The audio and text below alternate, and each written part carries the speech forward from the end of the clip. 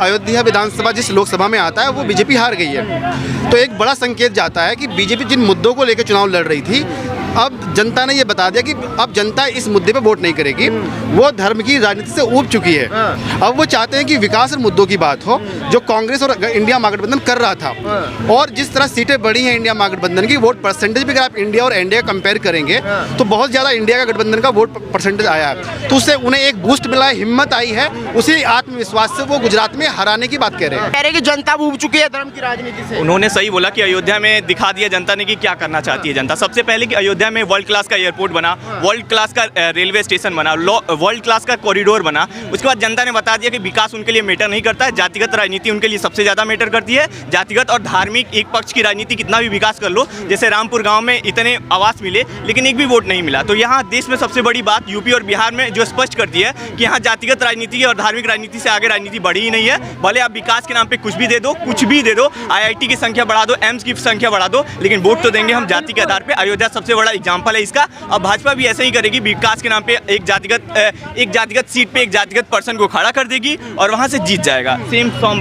तो अगर आप विकास की बात करें, अच्छी बात है, आपने बढ़िया बात की है, तो विकास तो कांग्रेस ने भी किया है। कौन कौन से? IIM की स्थापना शुरुआती दौर में जो नेहरू जी के टाइम से अगर आप देखें, IIT, इसरो बनाना, और जो गेल, सेल और LIC बनाना, जहां आप खड़े हैं, ये फिलहाल ये जो टाइल्स लगी है ये बनाना, नहीं ये उसने बनाई है, मैं इसकी बात कर रहा हूँ। तो कांग्रेस का भी तो जेन्युइन विकास है। इंदिरा गांधी ने जो न्यूक्लियर वहाँ पे जो परीक्षण किया था उसको भी तो मानना पड़ेगा आपको। तो एक दो बार वोट दिया आपने फिर कांग्रेस को इस हिसाब से। देखिए, सबसे पहले आपने वोट की बात कही। 1970 तक भारत में विपक्ष का नाम भी नहीं था। विपक्ष के पहले नेता रामसेवक सिंह 1969 में चुन के आते हैं। विपक्ष उससे कहते हैं 1/3 वोट मिल जाए। और आपने जो विकास की बात की, IIT एम्स पे जो कांग्रेस छाती पीटती है, मैं आपको बता दूं कि IIT एम्स जो इंस्टीट्यूट थे, यूनिवर्सिटी थी जो पहले बन गई थी। आप सर्च के लिए रुड़की इंजीनियरिंग कॉलेज 1846 में अंग्रेज बनाते हैं, आगे जाके IIT रुड़की हो जाता है। एक मिनट, 1858 में मद्रास, पुणे और बॉम्बे की IIT जो आजकल चल रही है यूनिवर्सिटियाँ आगे थी, आगे जाके IIT का ब्रांच ऐड हो जाता है। सेम टाइम पे 1919 में BHU बनता है, आगे जाके IIT BHU बन जाता है। 1875 में अलीगढ़ मुस्लिम यूनिवर्सिटी बन जाती है,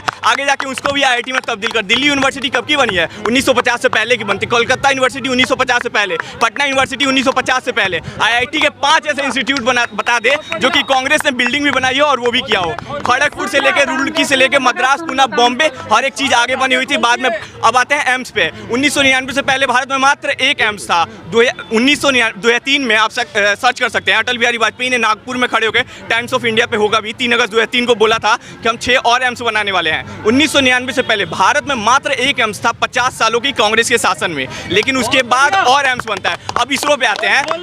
भारत में इसरो की स्थापना, एक मिनट, भारत में इसरो की स्थापना होती है 1969 में। भारत के सामने फिसड्डी सा देश पाकिस्तान भारत की इसरो से 8 साल पहले अपने सुपार्को का निर्माण करा लेता है। यहाँ भी हम पीछे जाते हैं। अब आते हैं पोलियो की वैक्सीन, जिसपे कांग्रेस इतना छाती पीटती है। दुनिया ने पोलियो वैक्सीन 1950 में बना लिया, साक्य को इसीलिए नोबेल पुरस्कार भी मिल गया। उसके बाद चेकोस्लोवाकिया और यूरोप के कई देश पोलियो मुक्त भी हो गए, और भारत उस पोलियो के एक अच्छे से मतलब विदेश का निर्णय लेते लेते 50 साल लगा देता है। 50 साल के बीच में जितने पोलियो से लोग मरे, उनकी जिम्मेवारी कौन लेगा? इसकी बात कौन करेगा?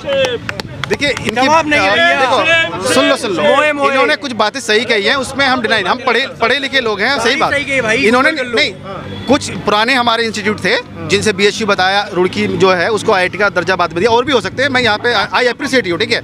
लेकिन बहुत सारी संस्थाएं ऐसी हैं जो नई भी बनी हैं, जो शुरू में एकदम, जैसे IIT दिल्ली की बात कर लें, ठीक है, या दिल्ली एयरपोर्ट है, क्या ये शुरू में ही क्या बीजेपी ने बना दिया?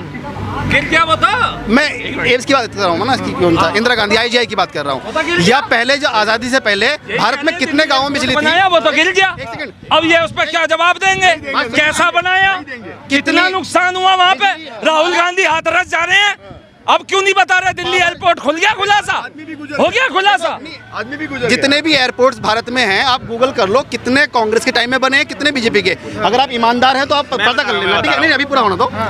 बिजली की जो कंजम्पशन भारत में बढ़ी है और कितना जनरेशन बढ़ा है, कितने गांव में बिजली कांग्रेस टाइम में पहुंची है और अब पहुंची है, उसका भी आप कंपैरिजन कर लें। और जो हमारी जो इन्फ्लेशन रेट है, जो हमारा डॉलर, जो हमारा रुपया कमज़ोर हुआ डॉलर के मुकाबले, वो कांग्रेस शासन में कितना कमजोर हुआ है और एनडीए शासन में कितना कमजोर हुआ है, इसका भी ईमानदारी से एनालिसिस करना। आई एप्रिशिएट यू। अच्छा, ठीक है, इन्होंने डॉलर की कमजोर की बात की है ना। भारत में सब लोग सुन लो, भारत में 4 बार डॉलर का डिवेल्यूएशन हुआ है, अमूल्यन उसे कहते हैं। वो हुआ है 1919 से पहले हुआ है, और 1991 में भारत को 2 बार अपने डॉलर को डिवेल्यूएट करके उसका रेट मार्केट में घटाना पड़ा। आप एग्जांपल दे दिए, एक बार भाजपा सरकार ने डिवेल्यूएशन किया हो डॉलर को 82-83 पे अस्थिर करके रखा हुआ है। रिजर्व बैंक की रिपोर्ट है, आप जाके पढ़ते होंगे तो पढ़ लीजिए। दूसरा, इन्होंने इंस्टीट्यूट और एयरपोर्ट के बारे में जो बताया, मैं आपको बताता हूँ कि सबसे पहले कांग्रेस की एक छोटी सी कड़ी जो बहुत कम लोग जानते हैं, कांग्रेस का सबसे पहला निशान था 2 जोड़ी बैल। 1967-68 तक इनका 2 जोड़ी बैल रहा, लेकिन इंदिरा गांधी के आने की वजह से कांग्रेस 2 भागों में बट गई, और जो मेन कांग्रेस थी उसके नेता जाके जनता पार्टी में मिल जाते हैं, और जनता पार्टी को मिलता है जो पुराना चिन्ह था 2 जोड़ी बैल। यानी 1970 और 77 से पहले जितने विकास हुए हैं, जिन बड़े नेताओं ने किए, उन्होंने तो अपनी नई पार्टी बना ली, और कांग्रेस ने उसके बाद अपना हाथ छाप लिया। यानी कि जो भी IIT एम्स की बात करते हैं वो तो कांग्रेस के बड़े नेताओं ने बनाया। उन्होंने जनता पार्टी और आज भाजपा और बाकी पार्टियों में जाके मिल चुके हैं। यानी कांग्रेस जो नई है उसने तो कुछ नहीं किया, ना आज़ादी में योगदान दिया, ना कुछ किया। आप जो भी बात करते हैं, जो भी बड़ी नेता, वो तो आप ठीक है। देखो, ये ना इतिहास गिना रहे हैं, वो ठीक है अपनी जगह पे, इसका मतलब पढ़ते हैं। बात हो रही है कि कांग्रेस बुरी क्यों है इनकी नजर में, वो ये पॉइंट नहीं गिना पा रहे हैं। क्या पंडित नेहरू फ्रीडम फाइटर नहीं थे? क्या पंडित नेहरू के क्या पंडित नेहरू कांग्रेस पार्टी देश में इमरजेंसी ला सकती है, उसके बावजूद भी देश का एक एक नागरिक की पीढ़ी पर पीढ़ी उन कांग्रेस को कैसे वोट दे सकती है? इनका सवाल है कांग्रेस बुरी क्यों है आपकी नजर में? देखिए मेरे अच्छा देखो, जैसे इन्होंने कहा कि मैं कह रहा हूँ, पंडित नेहरू का क्या रोल नहीं है भारत की आज़ादी में? बता रहा हूँ। पंडित नेहरू, सरदार वल्लभ भाई पटेल जी की प्रतिमा मोदी जी लगाते हैं गुजरात में, अच्छी बात है, लेकिन वो कांग्रेसी थे, सच्चाई है ना। पटेल जी से तो मोहब्बत करते हैं, लेकिन पटेल जी की पार्टी से मोहब्बत नहीं करते हैं। पटेल जी से मोहब्बत करते हैं, लेकिन पटेल जी की विचारधारा जो कांग्रेसी थी उससे मोहब्बत नहीं करते हैं। अगर पटेल जी से मोहब्बत थी तो सरदार वल्लभ भाई पटेल स्टेडियम का नाम बदल के नरेंद्र मोदी स्टेडियम क्यों किया? ये दोहरा रवैया क्यों है? उसके बाद मैं बता रहा हूँ, इन्होंने जो भी चीज़ की ना, नेहरू जी की बात की, बहुत बड़ा योगदान था। आपको बता देते हैं ना, भारत में जब कैबिनेट मिशन आया था 1947 के समय, उस समय एक नियम था कि AICC के जो अध्यक्ष होते हैं वो वोटिंग करते हैं, लेकिन गांधी जी ने थोड़ा चेंज किया और PCC यानी कि प्रदेश कांग्रेस कमेटी के मेंबर्स हैं वो वोट करेंगे। तो 15 प्रदेश कांग्रेस कमेटी के मेंबर्स ने वोट किया, इसमें से 12 वोट गए ये हमारे सरदार वल्लभ भाई पटेल को, 2 वोट गए JP कृपलानी के, और 1 वोट खारिज हो गया। उसके बाद भी नेहरू जी की सरकार बनती है। इस वजह से खुन्नस है भाजपा को कि जो लायक होता है उसको लायक की वजह से आगे नहीं लिया जाता, लेकिन नेपोटिज्म को आगे लाया जाता है। और सेम टाइम पे इन्होंने जिस भी विकास की बात की है, मैं इनको बार बार बता रहा हूँ कि 1970 से पहले का जो भी विकास है भाई, उस ओल्ड कांग्रेस ने किया है, जो कि आज जनता पार्टी, समाजवादी पार्टी और विभिन्न पार्टियों और BJP पार्टी और बाकी पार्टियों में विभक्त हो गई है। जो कांग्रेस का एक्चुअल विकास है वो 1977 के बाद है, जब ना IIT की स्थापना हुई थी, ना एम्स की स्थापना हुई थी, ना IIM की स्थापना हुई थी। तो आप किस पे बात कर रहे हैं? देखो, बात डिबेट अच्छी हो रही है, मजा आ रहा है। जैसे इन्होंने कहा कि यहाँ टोकुआ कांग्रेस की यहाँ सारी चिट्ठियां खुल गई है, अभी कांग्रेसी होते हुए मजा आ रहा है। मैं देखो कांग्रेसी नहीं हूँ, मैं देश की विडंबना है कि ऐसे वो जनता तय कांग्रेसी कर लेगी, वो जिन्होंने जनता तय देश के कॉन्स्टिट्यूशन के पन्नों को उखाड़ के फेंक दिया। जिस कांग्रेस ने ठीक है। देश के कॉन्स्टिट्यूशन का भी आज तक कुछ माना नहीं, उसी कांग्रेसी वाले कह रहे डिबेट अच्छी हो रही है। लेट द पीपल डिसाइड कि वो हमारी डिबेट के बारे में क्या सोचते हैं। अभी इन्होंने कहा कि जो AICC के जो मेंबर थे, जो PCC ने जो अपने वोट दिए, हाँ AICC और PCC की बात कर रहे थे ना आप, कि उन्होंने पटेल जी को चुना था। देखिए, ये इंटरनल वोटिंग कांग्रेस ने कराई, और उसके बाद उन्होंने आपस में सर्वसहमति से पंडित नेहरू को प्रधानमंत्री बनाया, और पटेल जी नाराज नहीं थे, तभी उनको प्रधानमंत्री उनको बनाया गया। अगर वो नाराज होते तो वो कैबिनेट का जो मंत्री पद था वो ना लेते। जबरदस्ती उनको आपस में लड़ाने की कोशिश की जाती है, ये गलत है। दूसरी चीज़, वोटिंग कराना, डेमोक्रेटिक जो वैल्यूज़ है कांग्रेस उसको प्रैक्टिस करती रही है, ये इससे ये एग्जाम्पल मिलता है। या तो एप्रिसिएशन होना चाहिए। दूसरी बात, जो खड़गे जी हैं वो चुन करके आए हैं, नड्डा जी क्या चुन करके आए हैं? तुम्हारी कितनी PCC, तुम्हारी BJP कितनी सेंट्रल कमेटी ने वोट दिए हैं? मनमोहन सिंह चुन के आए थे। प्रेसिडेंट की बात कर रहा हूँ, पार्टी प्रेसिडेंट। बता दीजिए मनमोहन सिंह किस सीट से चुनाव लड़े थे? नई दिल्ली से, उससे पहले लड़े थे, हार चुके थे, राज्यसभा का मेंबर बन के आए थे। और इन्होंने जो आगे की बात की कि कांग्रेस कमेटियों ने एक संगठन बनाया था, उसके बाद इन्होंने कहा कि हाँ इनको बनाना चाहिए। एक बुक है मौलाना आजाद जो कांग्रेस के अध्यक्ष से आज़ादी से पहले, उनकी बुक है इंडियन फ्रीडम और वायरलेस, कुछ ऐसे करके बुक है। उस बुक में लिखा हुआ है कि प्रधानमंत्री बनने का सपना मेरा था, अटल बिहारी वाजपेयी को दूसरे नंबर पर ढकेला गया पहले से। ये सब बुक पढ़िए सर, तब ये सब नॉलेज आएंगे। मैं कहता रहा हूँ, मुद्दे पर ये क्या लग रहा है, क्या समझते हैं? अभी देखो पॉइंट टू पॉइंट चलो, देखो ऐसा जल्दी में एक्साइट मत हो जाता। जो अभी मनमोहन सिंह के बारे में कहा, एज अभी आपको पढ़ने की जरूरत है। पर दी कॉन्स्टिट्यूशन क्या होता है कि जो भी प्रधानमंत्री बनेगा उसको लोकसभा या राज्यसभा का सदस्य होना जरूरी है। मुद्दे पर ये क्या लग रहा है जिस तरीके से राहुल, अरे ज्यादा लंबा हो जाएगा भाई साहब। करंट मुद्दे आदित्यनाथ मुख्यमंत्री बने थे, क्या वो विधायक थे? बाद में बनाया गया ना उनको, विधानमंडल का सदस्य बनाया गया।